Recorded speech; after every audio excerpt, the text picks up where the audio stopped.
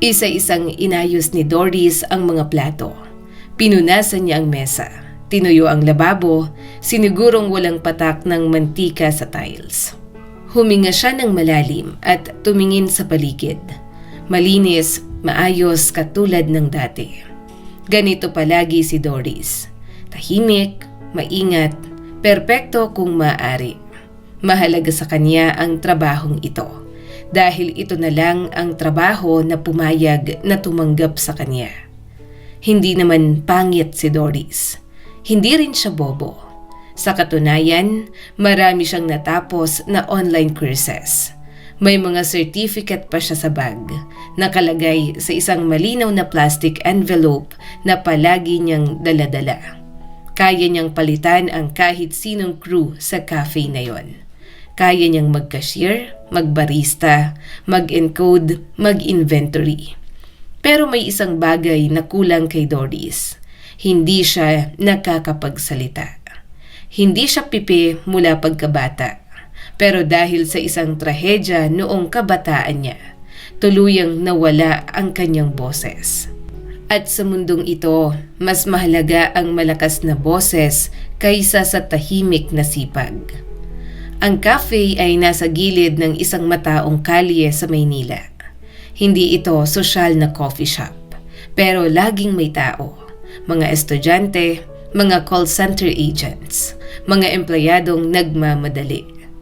Ang may-ari nito si Mr. Santiago, isang lalaking nasa 50. Medyo istrikto pero hindi naman masama ang puso.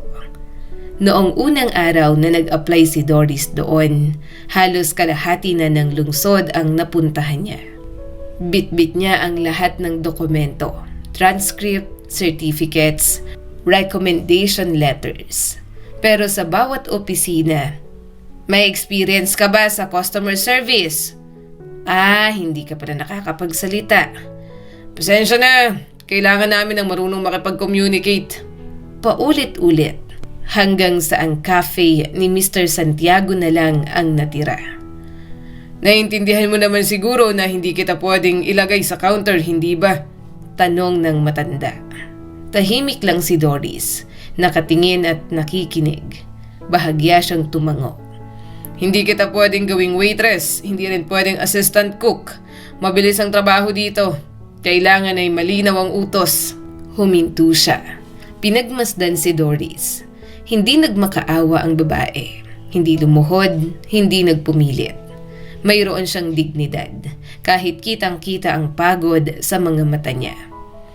May bakante ako dito, pero dishwasher, sabi ni Mr. Santiago ng malumanay. Hindi mo kailangan magsalita, maghuhugas ka lang ng plato, yun lang. Saglit na kumurap si Doris. Pinilit niyang huwag ipakita ang sobrang saya sa loob niya. Dahan-dahan siyang tumango. Sige, bukas ka na magsimula.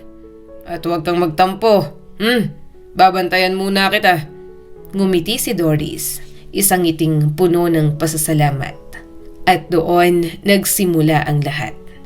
Sa unang araw pa lang, napansin agad ni Mr. Santiago ang kakaiba kay Doris. Habang ang iba ay palaging may hawak na cellphone, habang ang iba ay palaging nagyoyosi sa likod, si Doris tahimik lang. Well, natural kasi hindi nga siya nakakapagsalita. Pero sa kabila noon, hindi rin siya nagpapahinga. Tuloy-tuloy ang hugas, walang tambak na plato, walang basag, at lalong hindi makikitaan ng reklamo. Makalipas ang isang linggo, sa staff meeting, nagsalita si Mr. Santiago. Tingnan niyo si Doris, tahimik pero maayos ang trabaho. Walang palusot, walang drama. May ilan na napahiya. May ilan na nainis. Lalo na si Lala. Si Lala ay waitress sa cafe. Nakuha lang ang trabaho dahil kaibigan ng isa sa mga senior staff. Hindi niya gusto ang trabaho pero pinilit siya ng nanay niya. Mahilig siya sa chismis, mahilig sa reklamo, at higit sa lahat, mahilig manlait. Isang hapon, habang naghuhugas si Doris, narinig niya ang pabulong na tawanan sa likod niya.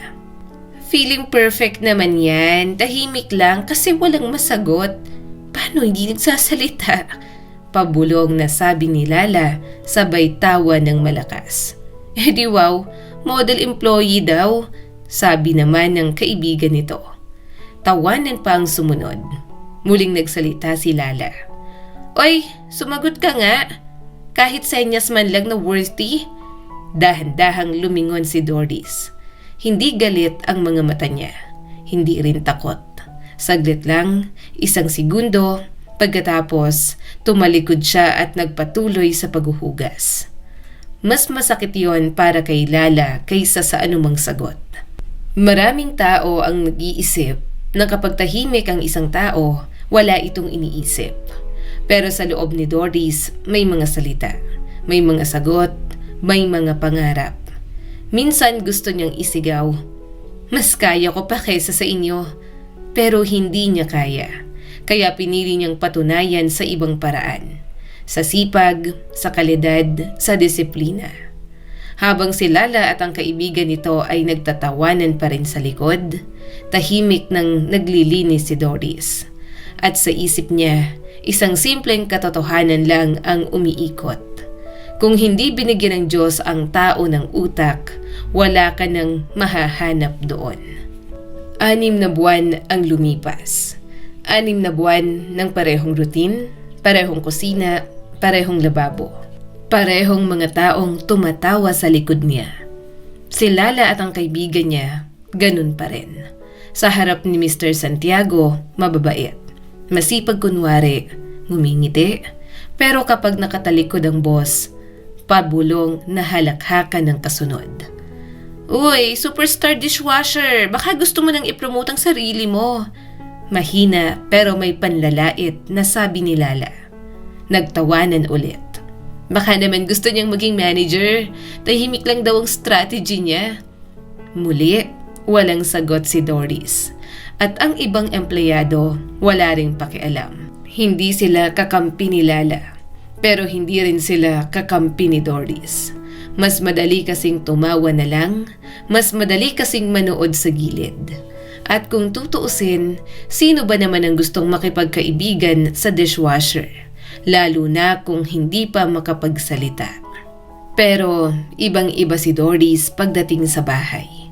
Pagbukas pa lang ng pinto, naroon si Oli. Ang pusang sumalubong sa kanya sa pinakamadilim na yugto ng kanyang buhay. Malambot, malaki, maputi na may bahid ng kulay abo. Mabagal kumilos at mahilig kumain. At parang may sariling kaharian sa maliit na apartment na yon sa Quezon City.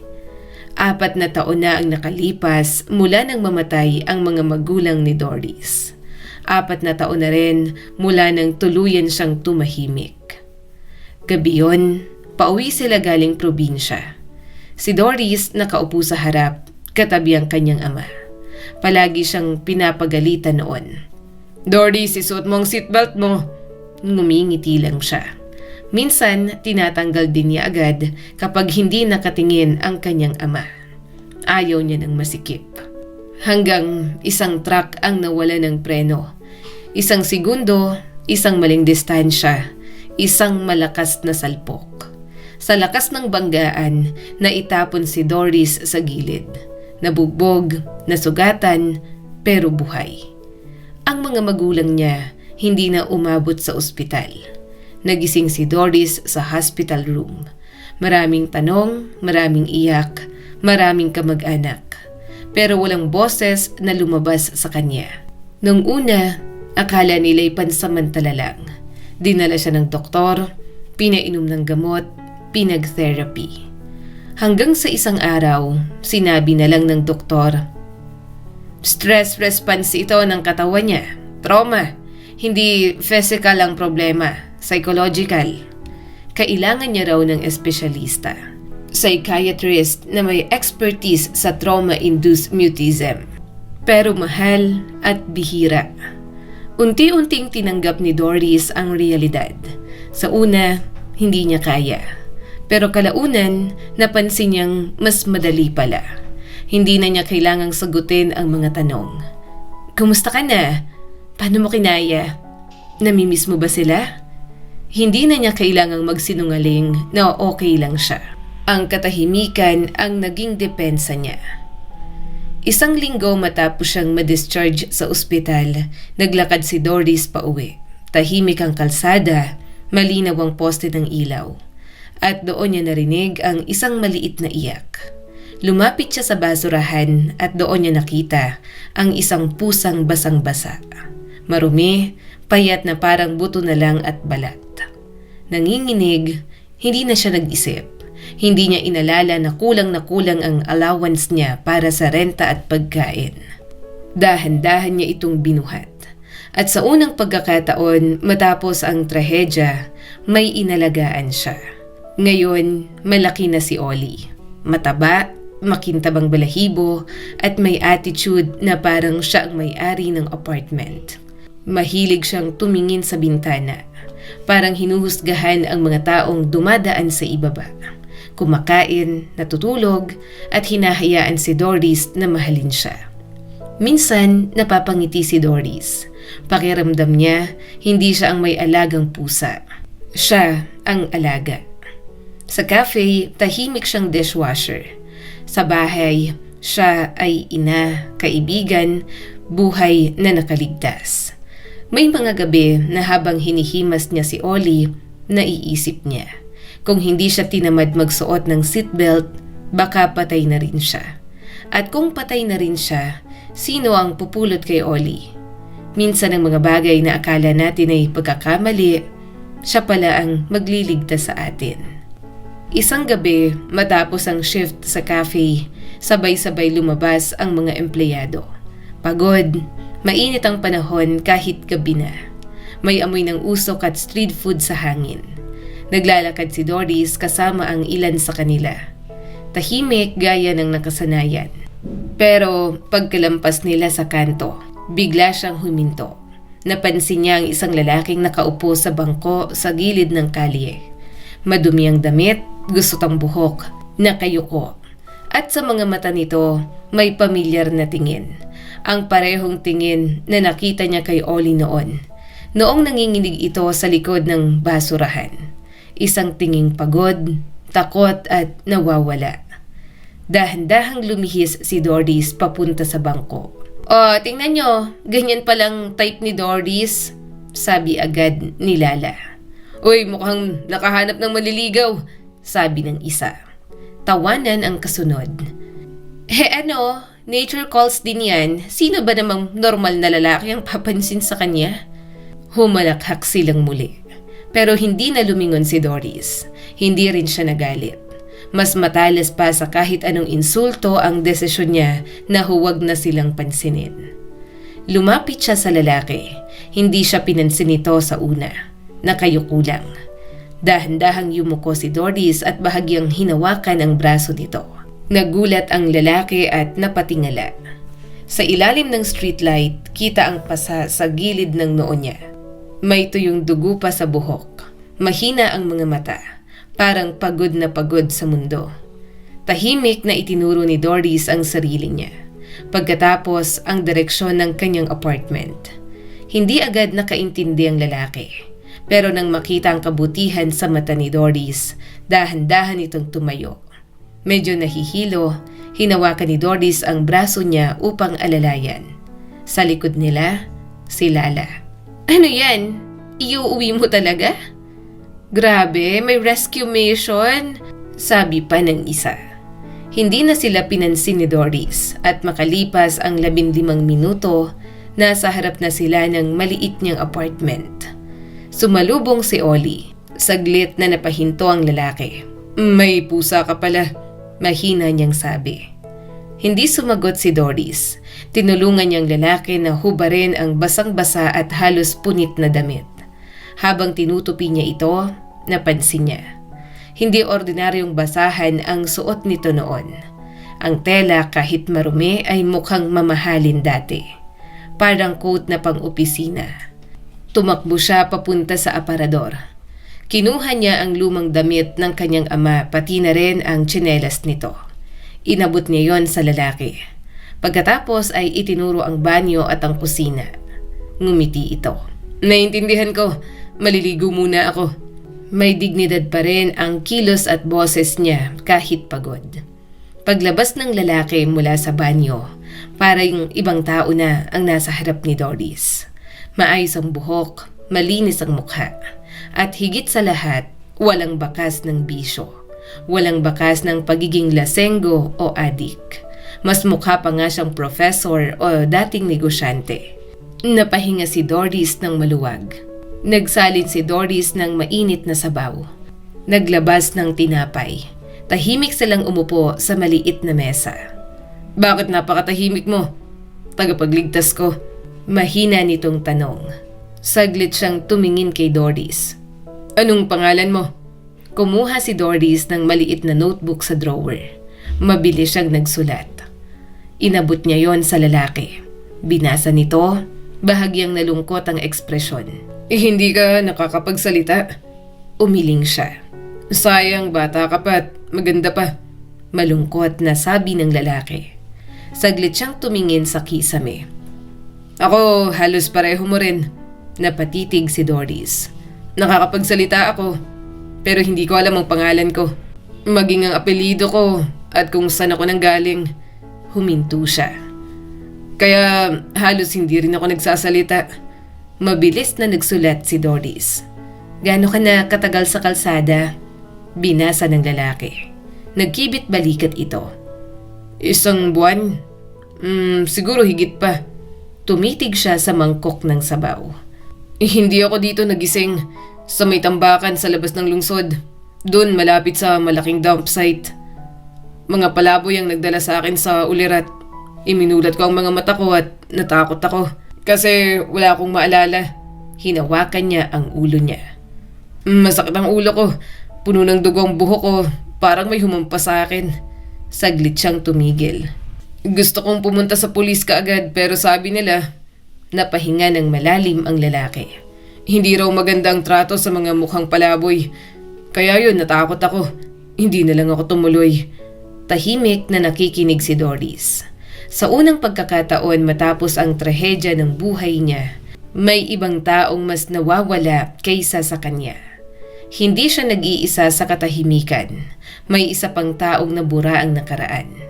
Sa sulok, nakamasid ang pusang si Oli. Parang sinisiguro kung ligtas ba ang bagong bisita. Sa maliit na apartment na yon, may 2 taong parehong nawalan. Isang babae na nawalan ng boses at isang lalaking nawalan ng alaala. Muli ay tahimik na nagsulat si Doris sa kanyang maliit na notebook. Hindi mo alam kung taga rito ka ba sa lungsod na to? Inabot niya yon sa lalaki. Binasa nito at marahang umiling. Wala talaga akong maalala. Parang binura ang buong pagkatao ko. Saglit na napatingin si Doris sa kanya. Sa loob ng 4 na taon ng kanyang katahimikan, natuto siyang makipag-usap sa mundo sa ibang paraan. Sa online, may mga internet friends, mga taong hindi kailanman nagtaka kung bakit hindi siya nagsasalita. Sa chat, pantay-pantay ang lahat. Walang nakakakita ng kakulangan. Ilang sandali pa, kinuha niya ang luma niyang cellphone. Medyo malabo ang kamera pero sapat na. Kinuhanan niya ng litrato ang lalaki. Hindi niya inaasahan ang milagro, pero kailangan niyang subukan. Gumawa siya ng higaan sa sofa. Maingat niyang inayos ang kumot at muli siyang nagsulat. Pwede ka munang tumira dito. Hahanapin ko ang pamilya mo. Matagal na tumingin ang lalaki sa sulat. Pagkatapos ay ngumiti ng marahan. Salamat, kahit hindi ko alam kung sino ako. Hindi alam ni Doris kung ano ang tunay na pangalan nito. Kaya sa isip niya, tinawag niya itong Tom. Isang simpleng pangalan, madaling isulat, madaling isipin. Lumipas ang mga araw at unti-unting nagbago ang apartment. Kapag umuuwi si Doris mula sa cafe, hindi nakatahimikan ang bumubungad sa kanya. May amoy ng ginisang bawang, may tunog ng kutsara sa kawali. May mahinang pakikipag-usap ng lalaki sa pusa. Oli, wag mo akong tingnan ng ganyan. Hindi kita agawan ng ulam. Napangiti si Doris sa may pintuan. Si Oli na dati parang hari ng bahay, agad tinanggap si Tom. Walang pagdududa, walang pag-iingat. Pero minsan, medyo nagsiselo si Doris. Dahil sa unang pagkakataon, hindi sa kanya natutulog si Ollie. Sa tabi na ni Tom sa sofa. Pero hindi lahat ay masaya. Sa cafe, mabilis kumalat ang balita. "Oy, kumusta na yung napulot mo sa kalsada?" Tumatawang tanong ni Lala sa kanya. "Hindi ba siya mabaho? O baka naman may hidden talent?" Tumatawang tanong pa ng kaibigan nito. Mas lalong malakas na halakhakan ng sumunod. "Wala kasing manliligaw si Doris, kaya nag-ampon na lang."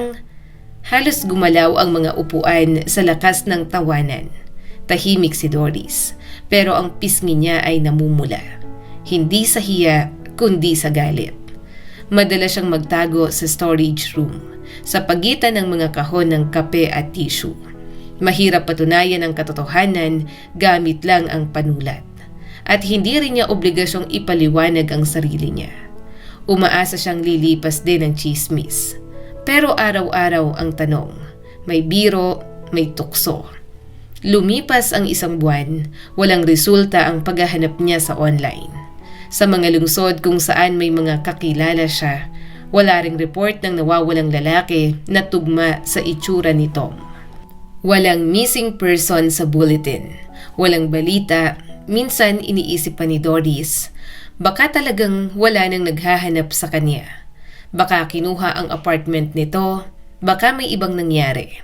At marahil, sa unang pagkakataon sa buhay niya, may taong mas nawawala kaysa sa kanya. Isang umaga, maaga siyang pumasok sa trabaho. Tahimik pang apartment nang umalis siya. Mahimbing ang tulog ni Tom, nasa paanan nito si Ollie.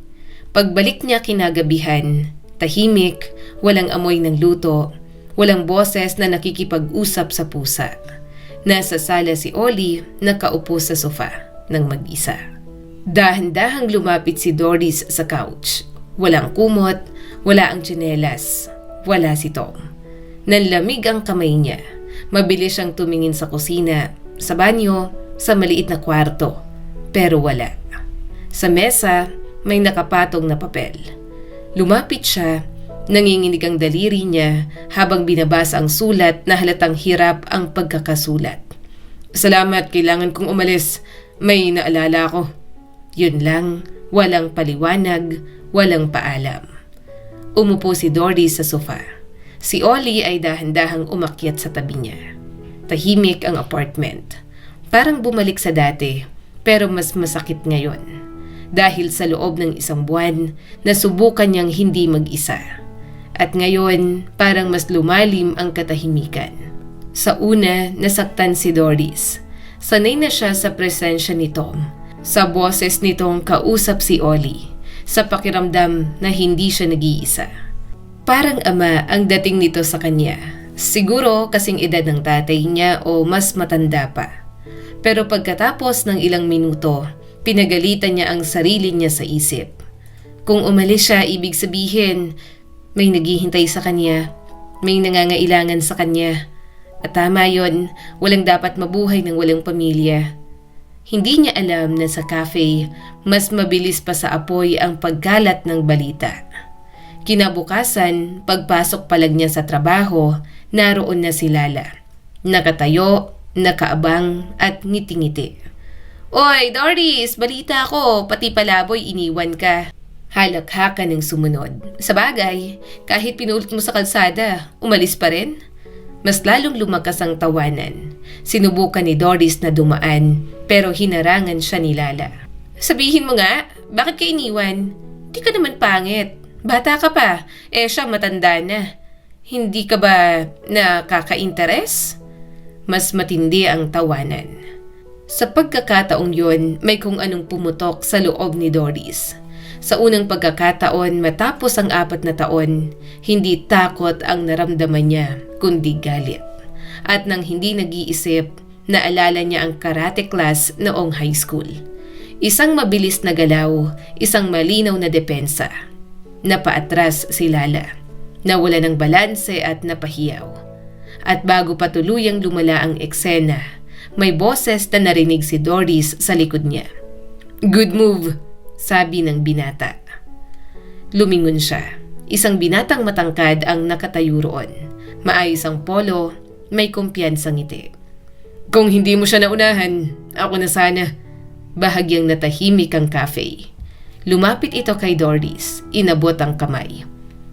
Hardison ang pangalan ko. Just call me Hardy. Saglit siyang tumingin kay Lala, saka bumalik ang tingin kay Doris. Ako ang anak ng lalaking pinatira mo sa bahay mo. Parang tumigil ang mundo. Unti-unting nagsialisan ang mga empleyado. Si Lala, naiwan, nanginginig sa galit at hiya. Mabilis na kinuha ni Doris ang notebook niya. Ayos ba siya? Bakit siya umalis nang walang paalam? Binasa yon ni Hardison. Ngumiti siya. Sasagutin niya ang lahat ng tanong mo mismo. Huminga siya ng malalim. Nasa bahay na siya. Under observation ng doktor. Natigilan si Doris. Kung hindi dahil sa'yo, baka patay ng tatay ko. Napatingin ang lahat. Ang asawa ko na magiging ex-wife ko na ang may pakana. Akala niya may karapatan siyang magdesisyon kung sino ang dapat mabuhay. May galit sa tono niya. Sinaktan niya si Dad. Pinahampas, iniwan sa tambakan ng basura. Nanginginig ang kamay ni Doris. Pero nabuhay siya dahil sa'yo. Saglit siyang ngumiti. At sinabi niya, huwag kang isasama kung wala si Oli. Napangiti si Doris sa kabila ng luha. Hinawakan ni Harrison ang siko niya. Marahang inakay papalabas. Sa labas ng cafe, isang puting SUV ang naghihintay. Bago sumakay, may sinabi pa si Hardy. Huwag ka nang bumalik dito. Hindi ka na kailangan dito. Tumitig siya sa cafe. Titiyakin kung gagaling ka. Mabubuhay ka ng normal at buo.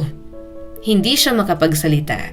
Pero sa unang pagkakataon, hindi dahil wala siyang boses, kundi dahil punong-puno ang puso niya. Lumipas ang mga buwan matapos ang gabing isinakay si Doris sa puting SUV. Sa isang pribadong ospital sa Makati, doon niya muling nakita si Tom na ang tunay na pangalan pala ay Don Emilio, isang kilalang negosyante. Mas malinaw na ang alaala nito ngayon.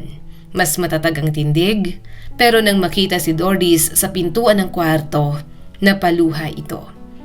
Anak, kung hindi dahil sa'yo, wala na ako. Mahina pero puno ng pasasalamat na sabi ni Don Emilio. Hindi makapagsalita si Doris. Pero ngayon, hindi na dahil sa trauma, kundi dahil sa sobrang saya. Sa tulong ni Hardy, nagsimula si Doris sa therapy. Hindi madali ang proseso. May mga araw na bumabalik ang bangungot. May mga araw na nanginginig siya kapag nakakarinig ng malakas na preno sa kalsada. Pero hindi na siya nag-iisa. Laging naroon si Hardy. Sa bawat session, sa bawat paghinga, sa bawat luha. Isang araw, habang nasa therapy room siya, biglang napahagulgol si Doris. At sa pagitan ng hikbi, may isang salitang lumabas. Mahina, paos at nanginginig. Papa! Tahimik ang buong silid. Pero yun ang pinakamalakas na tunog sa mundo para kay Hardy. Unti-unti bumalik ang kanyang boses. Hindi agad perpekto pero totoo. At buhay. Hindi nila napansin kung kailan nagsimulang magbago ang tingin nila sa isa't isa. Siguro noong unang beses siyang sinamahan ni Hardy sa grocery at tinanong kung ano ang paborito niyang pagkain. Siguro noong gabing sabay silang natawa dahil sa kalokohan ni Oli. O siguro noong isang umaga habang nagkakape sa hardin ng malaking bahay ng pamilya ni Hardy.